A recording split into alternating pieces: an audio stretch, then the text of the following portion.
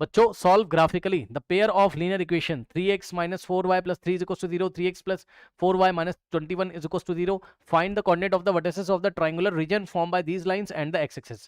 अब मैंने आपको बताया था, हाँ अब इसमें तो उसने साफ साफ ही बोल दिया एंड द x-axis है ना, तो एक ये वाली लाइन है, एक ये वाली लाइन है और तीसरा आपको x-axis को पकड़ना है। चलो फटाफट बनाएंगे बच्चों।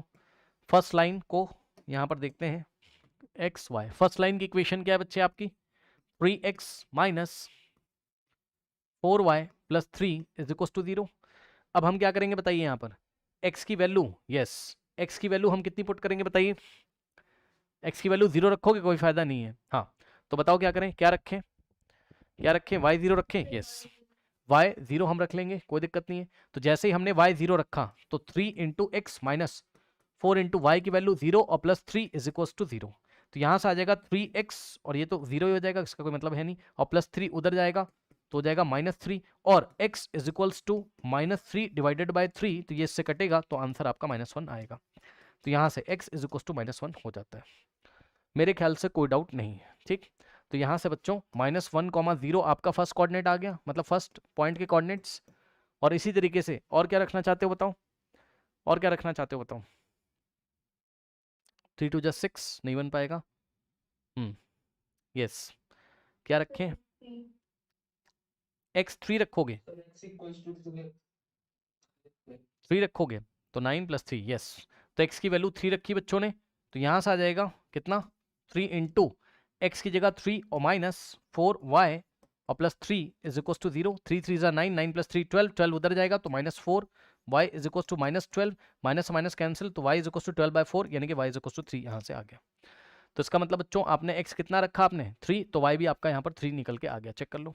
तो बच्चों नेक्स्ट पॉइंट हो गया आपका, नेक्स्ट पॉइंट के कोऑर्डिनेट 3,3, 2 ही पॉइंट काफ़ी होते हैं, पेंसिल को शार्प कर लीजिएगा और ग्राफ को बना लीजिएगा। तो देखिए यहाँ से क्या हो जाएगा बताइए, -1,0, तो x पे -1 और y पे 0, तो ये वाला पॉइंट हो गया -1,0, ठीक। इसके बाद अब आप नेक्स्ट देखो, क्या आपका 3,3 है ना, तो x पे 3 और y पे 3, 3,3, ठीक 3,3। अब यहां से हम करेंगे इन दोनों पॉइंट को ज्वाइन, ये इस तरीके से आप ज्वाइन करोगे। अब यही दिक्कत है ना, मेरे पास स्केल तो है नहीं, तो ये दिक्कत करता है थोड़ा सा एक्चुअल में, इसको पहले ऐसे करके ज्वाइन कर लो।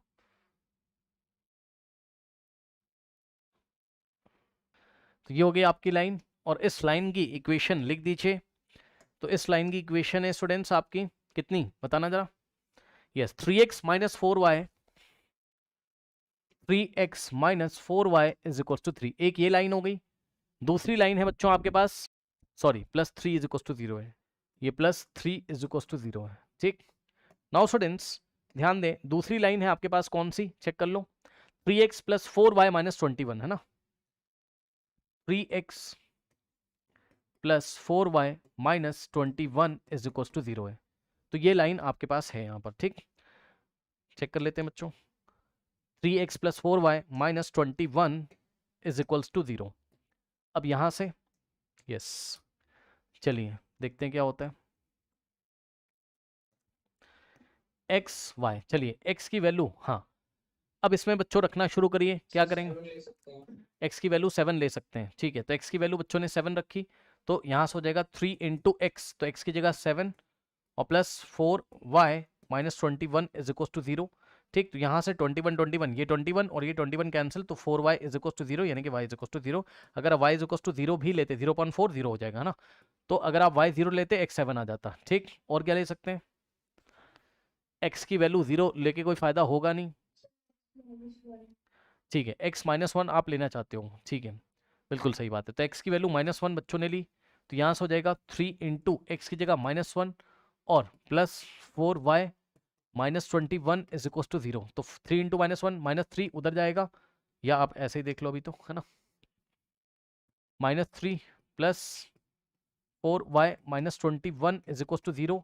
तो यहाँ से 4y और -21 -21 और -3 -24 इज इक्वल टू 0, -24 उधर जाएगा, तो 4y इज इक्वल टू 24 और 4 जाके डिवाइड लगाएगा तो y की वैल्यू आपकी 6 आ गई, 24 डिवाइडेड बाय 4 आपका 6 यहाँ से आ गया, तो यहाँ से आपके पास 6 आ गया। तो यहाँ से पॉइंट आएंगे आपके क्या 6 7, 0 एंड दूसरा पॉइंट क्या आएगा आपके पास -1, 6। तो 7,0, ठीक, x पे 7, y पे 0, तो 7,0 ये आपको मिला 7,0। इसके बाद नेक्स्ट पॉइंट है आपका -1,6, है ना, तो -1,6 आपका यहां आएगा। अब इनको ज्वाइन करना है, आपके पास स्केल होगी, स्केल से ज्वाइन कर दीजिए।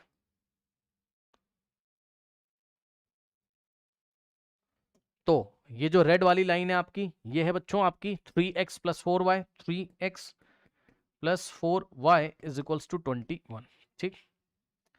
नाउ अब उसने हमसे क्या बोला था, उसने हमसे बोला था calculate the area of this region, area bounded by this line and the x axis, ठीक है।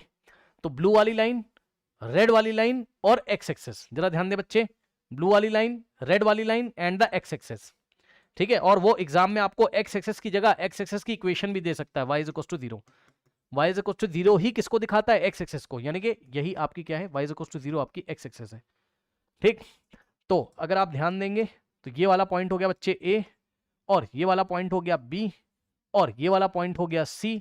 तो रेड वाली, ब्लू वाली, और ये BC हो गई एक्स एक्सिस आपकी, BC एक्स एक्सिस के अलोंग है, BC एक्स एक्सिस का पोर्शन है।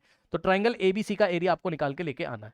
तो यहां से अगर, अच्छा इसके पहले हमें वर्टिसेस बताने हैं ना, पढ़ लो ध्यान से, फाइंड द वर्टिसेस, है ना, यानी कि कोऑर्डिनेट ऑफ द वर्टिसेस। तो पॉइंट A के वर्टेक्स क्या है बच्चों, चेक कर लो, x पे 3, y पे 3। तो पॉइंट A के वर्टेक्स है 3,3, वर्टेक्स के कोऑर्डिनेट हमें बताने हैं,